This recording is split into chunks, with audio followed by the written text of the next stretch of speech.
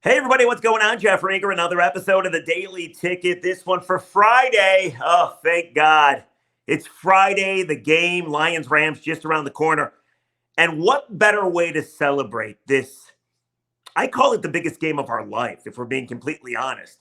Like, yeah, we've seen the Pistons win a title, we've seen the Tigers win a title. Our next guest might not have, he's kind of a young guy. We've seen Michigan and Michigan State win titles. We've seen the Red Wings win multiple titles, but you can't dispute it. Lions, Rams, Stafford coming back to town. There is no bigger game in our life.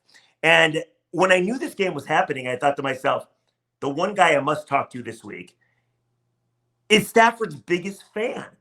His name is Jim Costa. He works at 97 Won the Ticket. He's a great guy and is taking over the morning show in February.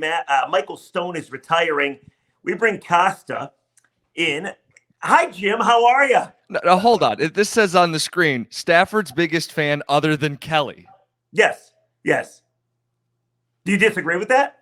I've stuck up for the guy. I like the guy, but I didn't realize I was in that tier of Stafford defenders. No, I think you are. See, I want to take the people back, actually, because when the Rams won the Super Bowl a couple years ago, Stafford was traded to L.A. and Lions got the 2 first-round picks. They got Jared Goff as well. I remember your first day at 97 Won the Ticket. You and I did a show together. That's it was right. like the highlight of my life, right? It's a great show. Saturday for 4 hours. First time I ever meet Jim professionally. Like, I knew Jim. Yeah. And Jim actually was an intern at the station, so I just lied. But the first time I'm working with Jim as a colleague. Didn't make much of an impression. Oh, I just remembered. I'm like, wait, he was an intern. So the first time I meet Jim as a colleague, we're working together. We sit about for 2 minutes and we do a little show prep. Mm-hmm. And I say, we should talk about Matthew Stafford. How do you feel about Matthew Stafford, Jim? And Jim's like, oh, I think people like you are full of shit. And I think you've been giving Stafford a bad rap for a long time. And Jim said this to me. He's like, I think you're fucking lazy. That's what he said to me. So then we did a 4-hour show. And Jim was a little surprised, I feel, that most of Detroit agreed with me. By the end, people had worn thin during the Stafford era. But I stand strong. I stand strong. I called those people like you, sewer people who had reduced the entire conversation to the quarterback. And what I had said at the time is the guy's got a real rocket of an arm. I feel like he's a quarterback that can lead a team to a Super Bowl. And you guys wouldn't even consider that he could win a playoff game. Well, immediately he leaves. And we all know the story. Game-winning drive in the Super Bowl championship. I did stick up for the guy because I thought he got a raw deal from some fans, you being one of those people. And I do feel like the Lions wasted a great quarterback, a franchise quarterback.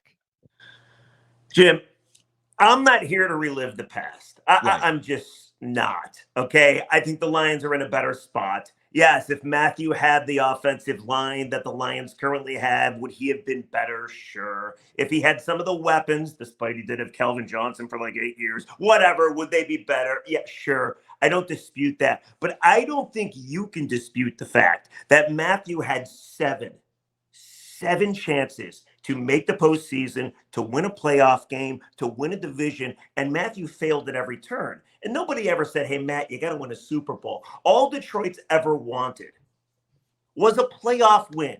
And the dude that you gave $250 million to couldn't figure out a way to get a playoff win. So I ask you, Jim Costa, why should anybody be afraid of Matthew now? Because let's be honest, he's back in Detroit in a playoff game, something he never, ever experienced. And he's playing a team that's above 500. And we know Matt against above 500 football teams. He kind of chokes a little bit. That in itself gives me faith that the Lions win this football game. What do you think happens? And we'll get into your emotions momentarily, but what do you think happens? Yeah, I think so much of the Stafford stuff, and I love that you just have the numbers and the nuggets just still from those years back. Didn't even have to look them up. I think so much of the debate came down to quarterback versus the support that you've given the quarterback. And I think the Lions have grown up in a big way. In the post-Stafford years, we can identify a real offensive line, a run game that never existed during the dozen years that Stafford was in Detroit. A defense that they had the 1 year in 2014, they were very good, but for the most part, a very bad defense. this defense at the very least is getting some pressure, dialing up some blitzes, getting some takeaways late in the season. It feels like from the coaching staff, the general manager, down to the roster, this is a brand new Lions team that they've done a much better job building a roster top to bottom. And the type of games you prove it are these games, right? Stafford proved his point when he left. This is all about the Lions proving that they built a team, a roster, a team that can win games. And it's not just about whether the quarterback pulls, a superhero move. It feels like they've got a team now. So if I take you back to when the Rams won the Super Bowl, and by the way, don't let this nice young man fool you people.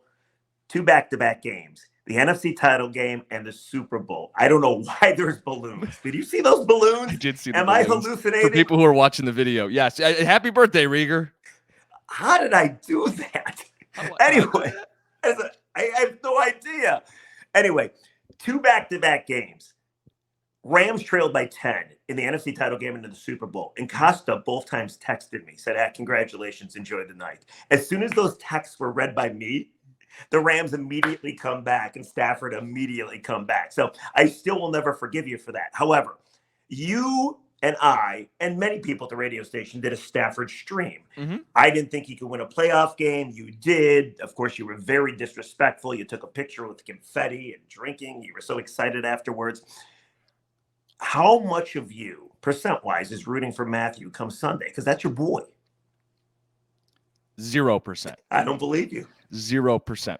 Let me just break it down. I love being right. I love being smug. It's one of the great joys I have in life. A snarky tweet here or there. I love it. I was right. That thing is over. This, to me, I'm a Lions fan. I grew up a Lions fan. It's been my entire life. They've never hosted a playoff game. They've never won a playoff game. 0% of me wants Stafford to come in here and ruin our good time. Because make no mistake about it, that's what he's here to do. He is here to ruin the Lions season, the best season maybe of my life. He's here to ruin it.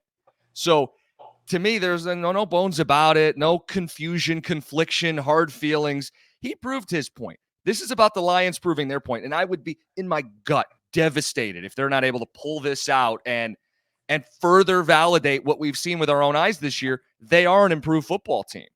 Now, if the Rams do win and Stafford leads, let's say, a 2-minute drill that results in a touchdown to Cooper Kupp, let's just say, you'll be snarky about it. You'll say, that's my guy, won't you? Yes, you will. It'll hurt. You will not be able to resist. You're on the morning show the next day. Yeah. You're on the morning show on Monday with John, I believe, correct? Yeah, the two of us. Yeah. There's no way you won't work in I told you this guy was great, or I told you we should have never let him go. And then add that to the fact that you're not a Goff guy.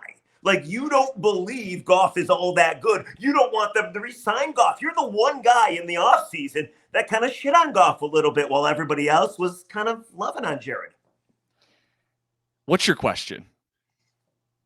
Oh, I didn't say it?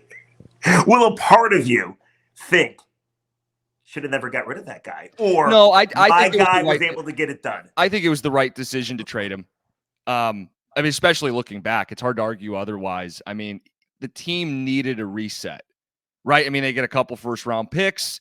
They needed a couple hard, rough years where they were going to lose and reset the culture. It didn't make sense to hang on to a quarterback in his mid-30s who clearly wanted out and wanted to be part of something that could win right away. It was the right decision to move on from him. And I think the Lions are in a better place today than they ever were under the Stafford years. So it's hard to argue that, no, they should have hung on to him, nothing like that. And with the Goff stuff, I mean, I think there is a very real debate about whether this guy's a franchise quarterback. He's never had a playoff game where he's thrown more than a single touchdown.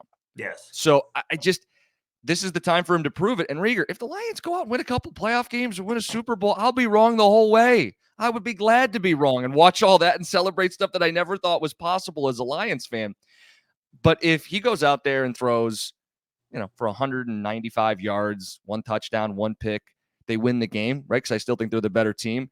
To me, it's not some gotta pay him moment. It's okay. He's managing the game. He's doing all right. You can kind of kick the can down the road with Jared Goff. He needs to have great playoff games, plural, before I'd feel comfortable, backing up the Brinks truck for the guy. I don't know if you feel the same way, but I don't think there's a lot of dynamic play with him. I don't know that he's overly mobile. I don't know that he can make the big throws consistently down the field. I think he's doing a great job navigating this offense, but we don't know what this offense is going to look like post Ben Johnson either. So I think the time now is the time to strike is right now, but we can worry about the extension after we see how he plays.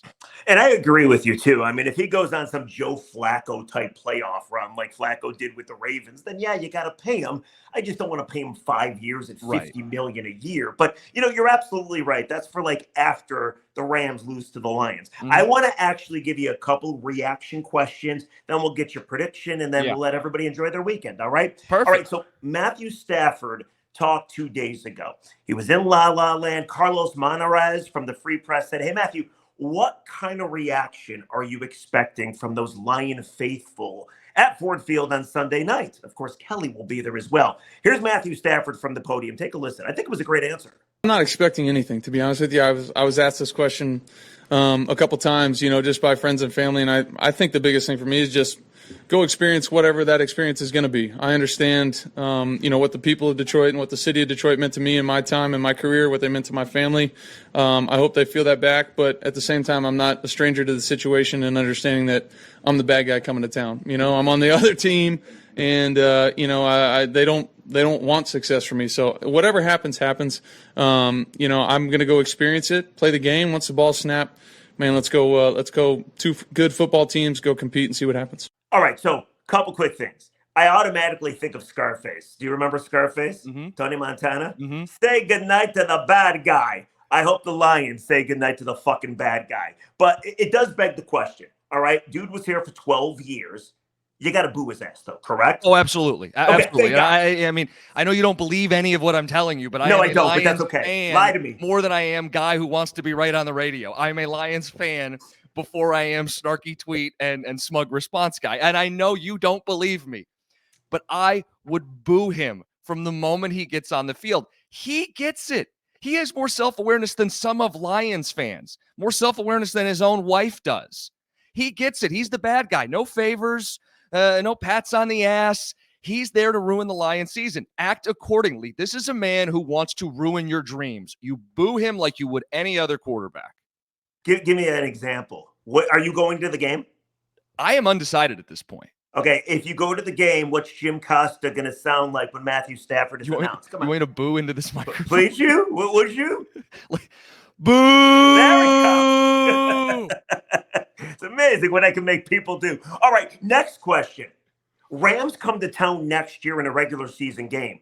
Playoff game, no fucking tribute video, right? Right. You cannot do 3 minutes of Matthew and all his choke jobs in Detroit, which people call successes. Well, I've heard people suggest that they should do a tribute video, but have it be all of his mistakes. All of his pick sixes. Now, Right. that would be amazing. See, if you remember, and you're younger than me, so maybe who is the guy, the artist, the musical artist that Russell Wilson's wife was with before him? Future. Okay, so the Lions did a great job of trolling Russell Wilson when Denver came to town. When he was out practicing, getting ready for the game, all they did was play Future music. I mean, that is amazing, right? I want something like, would they ever dare do something like that to Matthew? Well, I don't know. But I will say it's nice to know they're not going to bend over backwards and give Kelly Stafford a suite.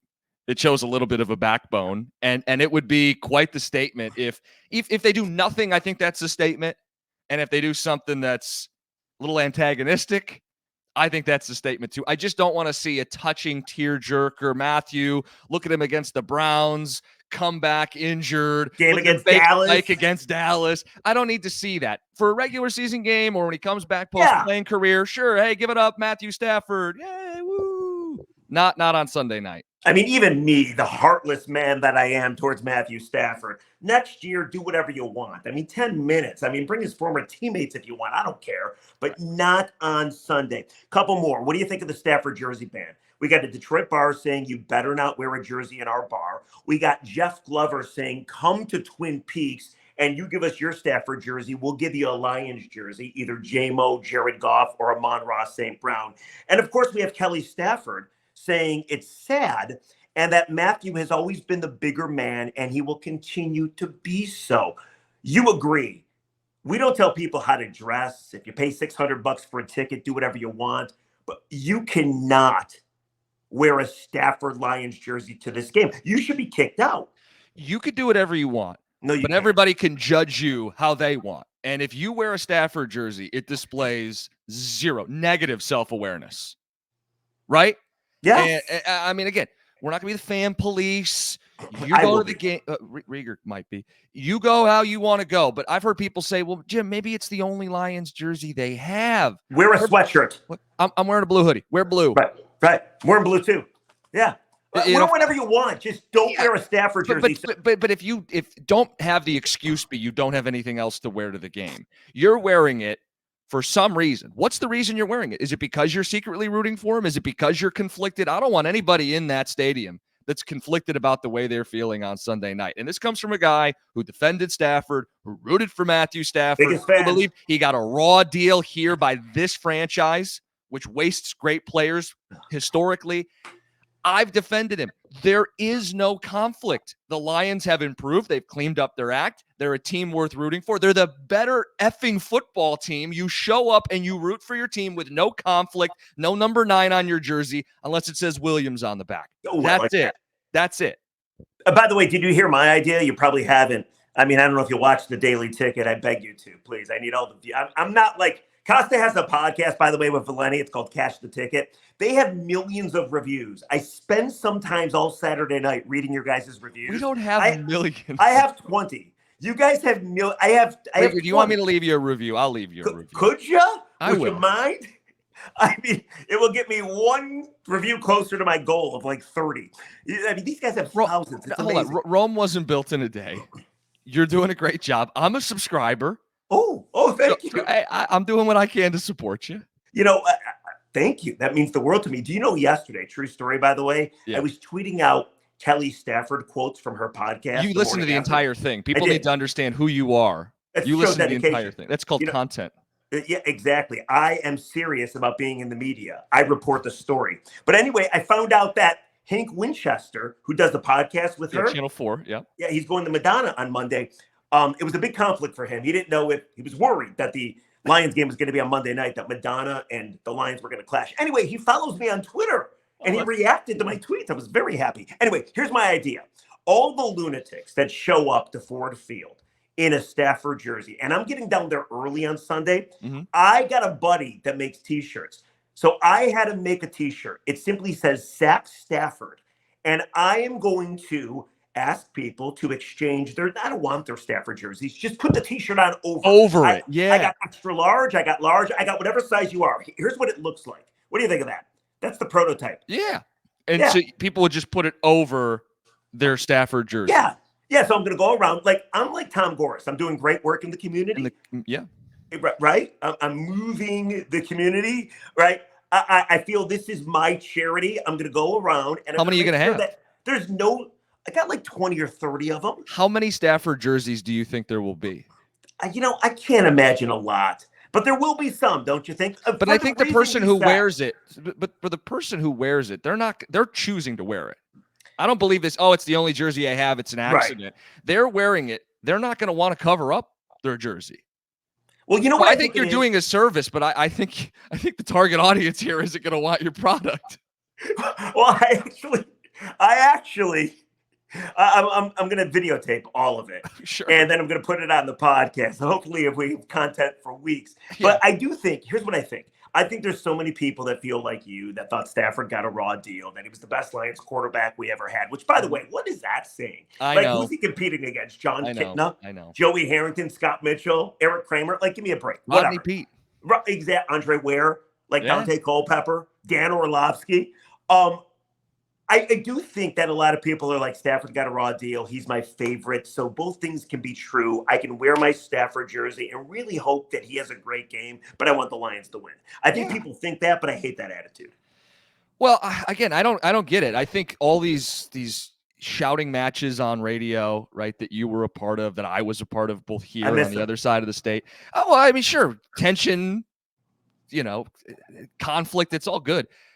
I feel like those days are done, though. Like, Rieger, we had our moment. You had to do the smoker's cough. You were wrong. Anybody that dogged the guy was wrong. Not only did he win one playoff game, he won, was it 4? He scored every touchdown in the playoffs for the Rams, and he led 3 straight game-winning drives. He was so good. He threw 2 picks every game and could not win Super Bowl MVP. Rieger. The debate's over. And I think there are still people who like want to win this debate. It's over, and it's about moving forward. And the Lions have as a team, and I think the fan base needs to too. Okay, I got 2 more questions for you. Then I want a prediction, and then go enjoy your weekend. Yeah. Question number 1, are you willing to admit now, 3 years later, that it was you that came up with the idea for the Detroit Rams shirt, that you came up with the prototype, that it was your idea for all these sycophant fans to cheer Stafford to the Super Bowl? It was your idea of the Detroit Rams. Are you willing to break news with us right now and admit Jim Costa thought up Detroit Rams? I'm on the record, both on the radio, social media. I fucking hated the Detroit Rams memorabilia, garb, T-shirts. And let me explain why. I had no issue with people who wanted to see Stafford do right. What I hated is that people in Detroit were co-opting it as some sort of accomplishment for this city when it was the opposite. It was a low point. It was embarrassing. You mean to tell me we had this guy for a dozen years and the first time he leaves, he wins the Super Bowl? That's the opposite of a Detroit accomplishment. That was shame. The idea that people wanted to co-opt it and make it a win, it was the opposite. What I was hoping is both that he got to prove the point and that the Lions took it to heart and did stuff to improve who they are. And I think both things are true. No, I didn't like this at all, Rieger. I hate when people pin this on me. Jim Costa denying publicly that he wasn't the man behind Detroit Rams. I still don't believe you, and I will one day find the smoking gun. I will. Last question, and then we want a prediction. Yes. Is it true? I have sources, believe it or not. Is it true that you'll be sitting in a suite? Because Kelly is going to buy a suite. Let's be honest. I listened to her podcast. She's not happy that she has to buy one. Yeah. Like, apparently there's one available that Matthew sent her a picture of. It's rather expensive, but you got Matthew's parents there. You got Kelly's parents there. The whole Stafford family is going to be there. She doesn't want to sit in the stands with 4 children. Trust me, I heard it all, okay? In the suite is going to be Kelly, her family, Matthew's family, Dan Orlovsky, Hank Winchester, and Kelvin Johnson, and Jim Costa. Are you sitting in a suite with them? Not a chance. No. Not a chance. What? Hold on. Before you move on to my prediction and you wrap this deal up, what are you going to be like in the post-game locker room? Because we know where you're going. I'm going to talk to Matthew. In front of, yeah. So what is that moment going to be like for you? Well, there's 2 things. It depends how the game goes, right? If they win, if the Rams win, then I just say, hey, Matthew, how does it finally feel to win a playoff game in Detroit? Something you could not do for 12 years in Detroit. Something like that. You're going to phrase it exactly like that, of course. Something like that. I think he deserves that. If they lose, I don't exactly know what I'm going to say. I'm going to hear what his tenor is, but I don't think I'm going to troll him. I mean, that's not very professional. I'll be a working member of the media. But if they lose, I'm going to say something to the extent of kind of ironic that the place that you played for 12 years and could never get a big win. I mean, you don't even really have an epic moment here in Detroit for 12 years. Kind of ironic that team knocked you out of the playoffs. Something like that. Do you think he'll say that he's happy for the team? That's a great question. It's weird because could you imagine asking that question? Yeah, I mean, you lost. You play sports, you compete, you've moved on, you've won a Super Bowl, you're fighting for the guys in your locker room. I do think it's an interesting question. Is any part of you happy? Yeah, is a small there's a part preview of you for happy? You. Yeah. I like that question. Let's hope that happens. That is a great question. Matthew, listen, I understand that you wanted to win today. I understand that you could never win in Detroit. And you need almost a perfect team to win. That's why you didn't win this year. I understand all that. But is a certain part of you happy for Detroit Lions fans that watch you choke away so many years? Oh, no, I'll just say, is a certain part of you happy for Detroit Lions? That's a great question, Jim. Yeah, there you go. You want to come to the game? Ask it with me? We'll go see Stafford together. You arm in arm. Give him a hug. Oh, no. You can give him a hug, say, it's okay, Matthew. And then I'll ask that question. You don't realize this. People like you are why I existed. Because people were they piled on a guy who was really good. You created people like me. It's the smart people like you that created the people who have defended this guy. But I think we all laid down our swords this week and it's go live. Yes. We all have one goal. Just beat the fucking Rams. All right, give me your prediction. What do you think happens? I know our good buddy Mike Valente seems very scared. He was on the air on Wednesday. I mean, he was spewing fear, I feel. He's afraid. So this episode, Daily Ticket's coming out on a Friday. It's You going to guys be are Friday. listening. Happy Friday, guys. We Happy tape Friday. cash the ticket NFL playoff on Friday. So you're hearing it now before we do it on the podcast. But I think he's a fraidy cat. He is far too afraid and far too nervous. I understand a certain level of nervousness. This is a playoff game. Your whole season comes down to 60 minutes. I do think the other team has the better quarterback. But let's back up a second. This game at Ford Field, it's going to be a loud crowd.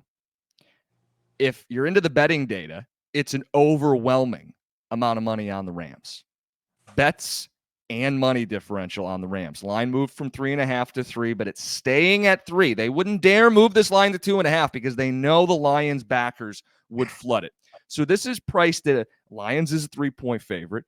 It doesn't mean they're going to win big, but I do suspect they're going to win. They've got the better offensive line, the better run game. Their defense, while I wish they got home with 4 more often, I don't want to be in the business of blitzing a veteran quarterback. They have shown while they'll give up a couple chunk plays, sacks have gone up, pressures have gone up, turnovers have gone up. If you're going to blitz and you're going to get beat, right, Puka, Nacua, and Cooper Kupp going to have a couple big plays.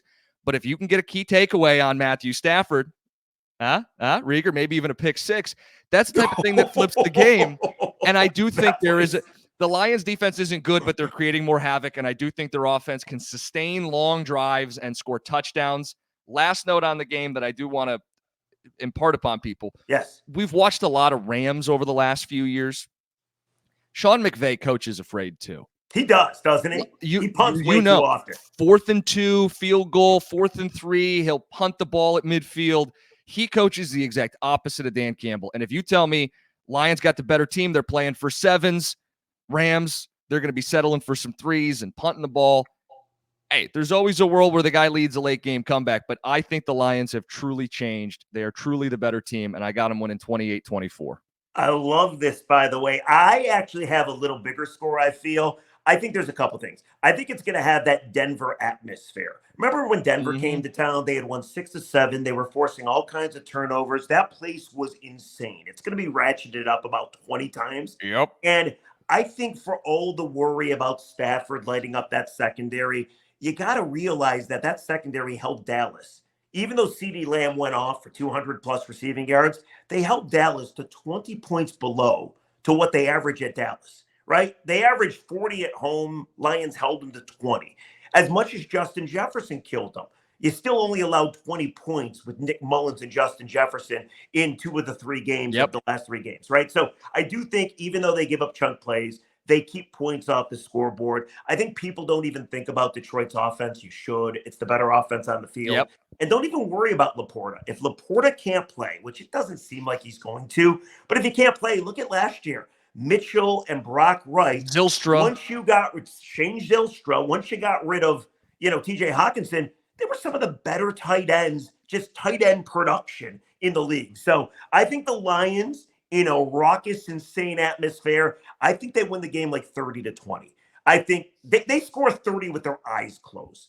LA's defense isn't all that impressive. Yeah, they got 3 guys with 8 or more sacks. Yes, Aaron Donald's going to be coming at Jared Goff. But I also think Jared Goff redeems himself and then this is what I think happens. I think Jared Goff wins the game.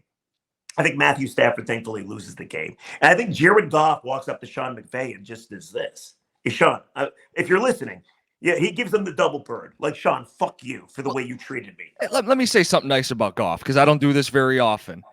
He's the guy. Groundbreaking. He's the guy who has the motivation here, right? Stafford, there's no ill will for Stafford. He wanted out. They traded him. Goff was left for dead. He was written out of the Hollywood script. They go on to win the Super Bowl, and he's just some bum. And people like me didn't even think he'd be here. This is a motivation for Jared Goff. It's a moment for Jared Goff. And I actually appreciated something he said this week.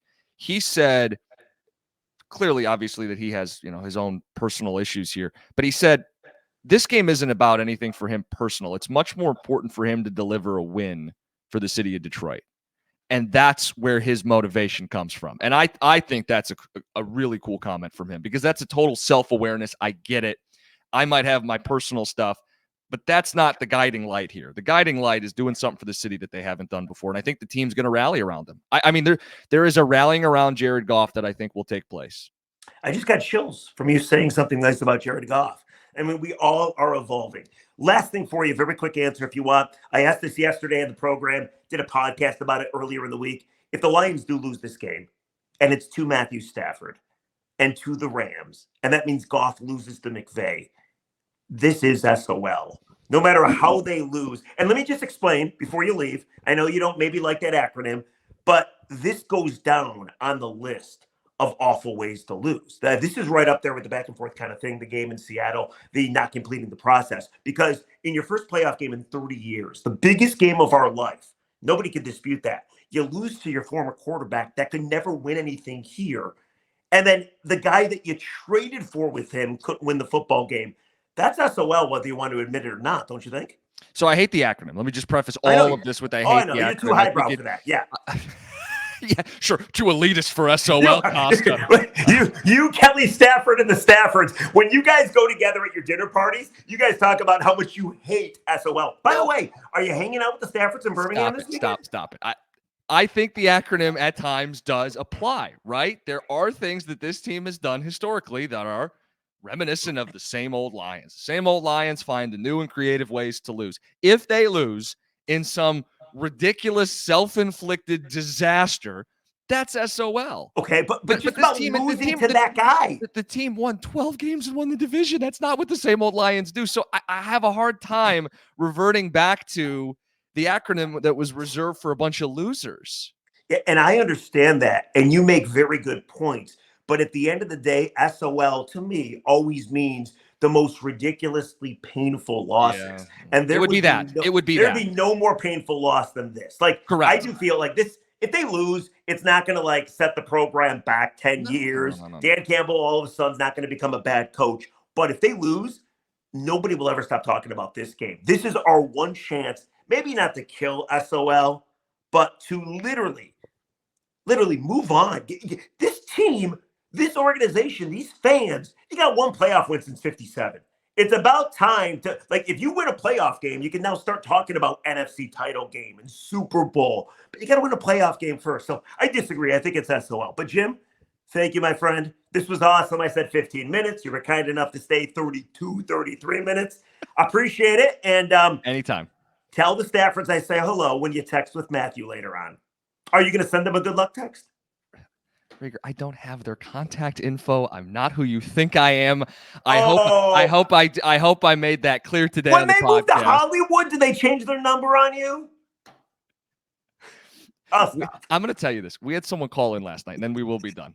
Guy calls in, and I cannot verify this story. But yes, guy calls in and goes, "Hey, someone I think he said his wife or someone he works with has a suite to the game, and is a mutual friend of Kelly." Oh, so again. This is rumor. I'm not reporting this, but Kelly called this person and wanted to get access to their suite. And the person said, "Kelly, love you, but no." And the caller said, Kelly told him to lose her number. I'm not reporting this. This is hearsay. This is, sports talk radio late night on whatever night it was, Wednesday night. I want this to be so true. But I thought, well, what kind of friend is that? Some friend lose my number because you won't get hooked up with a suite? And by the way, the Lions should not give her a suite. No, but like someone else could give her access. And I said, hey, good for that coworker, that friend, your wife, whoever it was, because I don't remember all the details. Good for you for not letting her in your suite. Oh, see, you saved the best for last. That is such a great story.